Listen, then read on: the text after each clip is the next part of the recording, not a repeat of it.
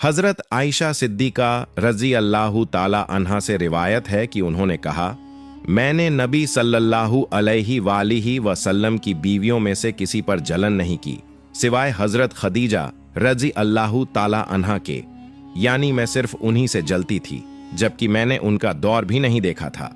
हजरत आयशा रजी अल्लाह ताला अन्हा फरमाती हैं कि जब भी नबी करीम सल्लल्लाहु अलैहि वालिहि वसल्लम का जिक्र होता तो वो हजरत खदीजा रजी अल्लाह ताला अन्हा की बहुत तारीफ करते।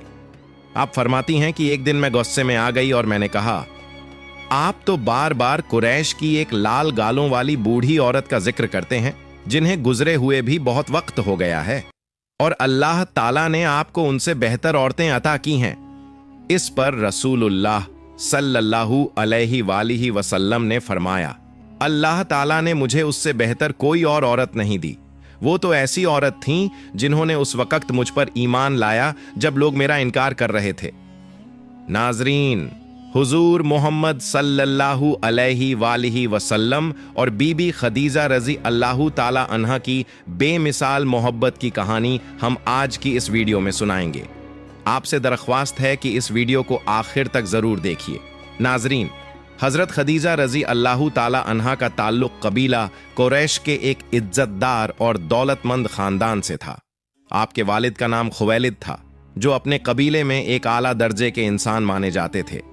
हजरत खदीजा रजी अल्लाह ताला अन्हा अपने हुस्न, नेक सीरत, अक्लमंदी, इज्जत और ईमानदारी की वजह से ताहिरा के लक़्ब से जानी जाती थीं। हजरत खदीजा रजी अल्लाह ताला अन्हा की पहली शादी अब्बू हाला से हुई थी। कुछ समय बाद उनका इंतकाल हो गया। फिर दूसरी शादी अतीक बिन आयद से हुई, लेकिन अल्लाह ताला के हुक्म से वे भी इस दुनिया से रुखसत हो गए। वलिद और शौहर के इंतकाल के बाद हजरत खदीजा रजी अल्लाह ताला अन्हा बिल्कुल अकेली रह गईं। उनके खानदान का जरिया माश, गुजारे का साधन तिजारत था।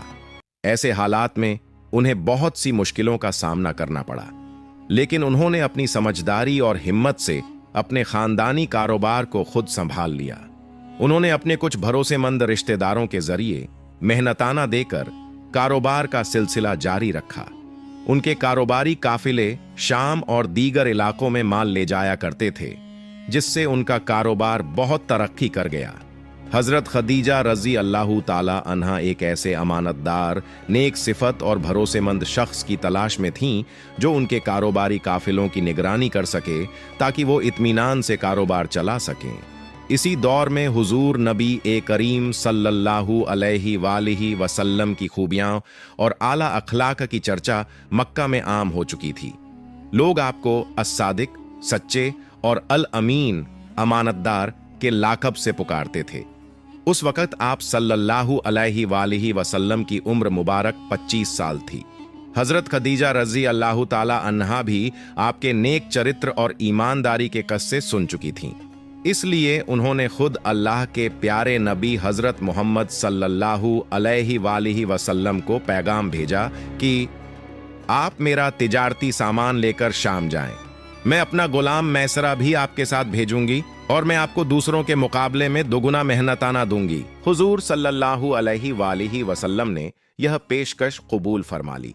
रसूल पाक सल्लल्लाहु अलैहि वालिहि वसल्लम की ईमानदारी और अच्छे अखलाकन की वजह से तिजारती सामान दुगुने मुनाफे पर बिक गया। जब काफिला वापस आया तो हजरत खदीजा रजी अल्लाह ताला अन्हा को अपने गुलाम मैसरा से मुनाफे के साथ साथ आप सल्लल्लाहु अलैहि वालिहि वसल्लम के हुस्न अखलाक का, अच्छे स्वभाव के बारे में और ज्यादा मालूमात मिली। तब हजरत खदीजा रजी अल्लाह ताला अन्हा ने वादे से बढ़कर मेहनताना अदा किया और वह रकम आप सल्लल्लाहु अलैहि वालिहि वसल्लम की खिदमत में पेश की। हजरत खदीजा रजी अल्लाह ताला अन्हा पहले ही रसूलुल्लाह सल्लल्लाहु अलैहि वालिहि वसल्लम की सीरत, चरित्र से मुतासिर थीं, लेकिन उनके मुलाजिम मैसरा ने एक और बात बताई।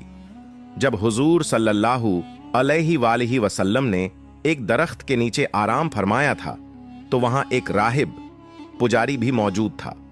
उस राहिब ने रसूल पाक सल्लल्लाहु अलैहि वालिहि वसल्लम को देखकर कहा कि यह जरूर आखिरी नबी होंगे, क्योंकि उनके अंदर वही निशानियां मौजूद थीं जो पहले आसमानी किताबों में आखिरी नबी की अलामतों के तौर पर बताई गई थीं।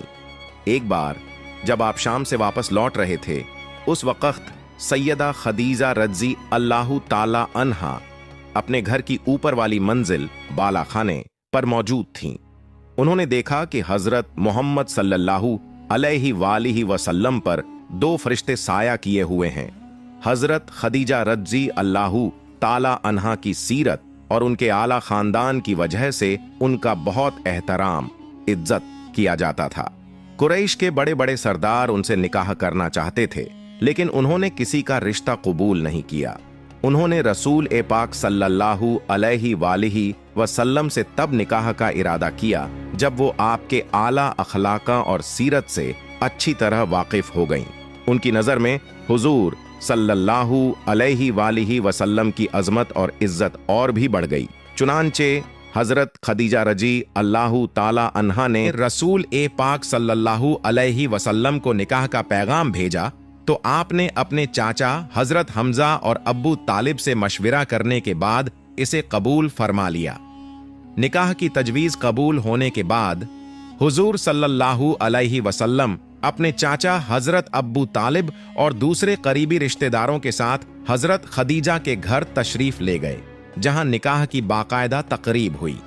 हजरत अब्बू तालिब ने निकाह का खुतबा पढ़ा और गवाहों की मौजूदगी में निकाह मुकम्मल हुआ। रिवायतों के मुताबिक निकाह का महर 20 ऊंट या 400 दिरहम तय किया गया, जो उस समय के हिसाब से एक मुनासिब रकम थी।